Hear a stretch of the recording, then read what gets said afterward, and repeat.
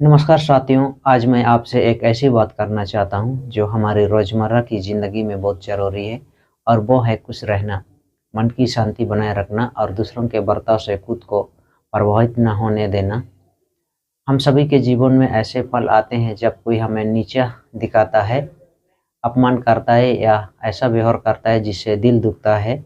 लेकिन क्या हम उन पलों को खुद को टूटने देते हैं उन पलों में?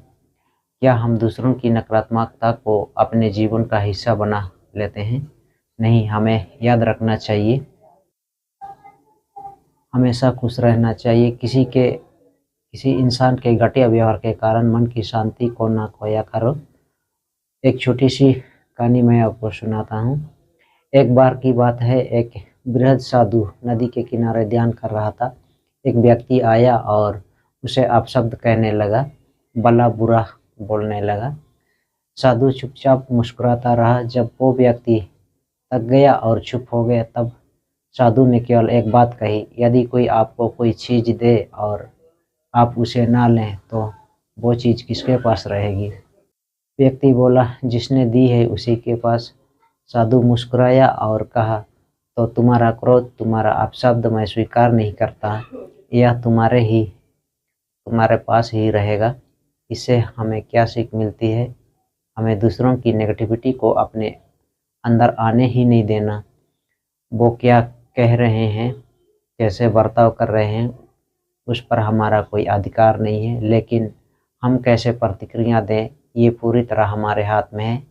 एक और उदाहरण, एक बार एक लड़के ने अपने पिता से पूछा, पापा कोई मुझे बेवकूफ़ बोले तो मैं क्या करूं?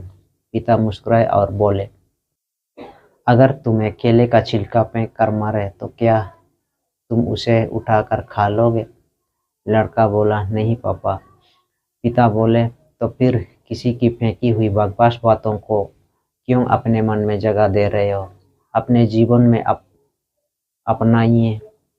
एक हर दिन को एक नया मौका मानिए। जो बीत गया उसे जाने दीजिए। जो सामने है वही आपका वर्तमान है।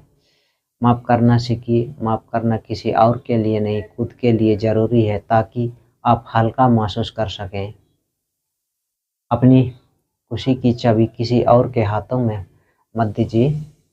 दूसरों के मूड के हिसाब से तो खुद को बदलना बंद कीजिए। अंत में बस यही कहूँगा, आप वही हैं जो आप अपने बारे में सोचते हैं। अपनी मुस्कुराहट को बचा कर रखिए, वो आपकी सबसे बड़ी ताकत है। और अपने मन की शांति को इतना कीमती समझिए कि कोई भी उसे छीन ना सके। और याद रखिए, आपका सुकून, आपकी खुशी सिर्फ़ और सिर्फ़ आपके हाथ में है। तो ये था छोटी सी सीख भरी कहानी दोस्तों। तो धन्यवाद। यहाँ पर वीडियो को समाप्त करता हूँ। नमस्कार।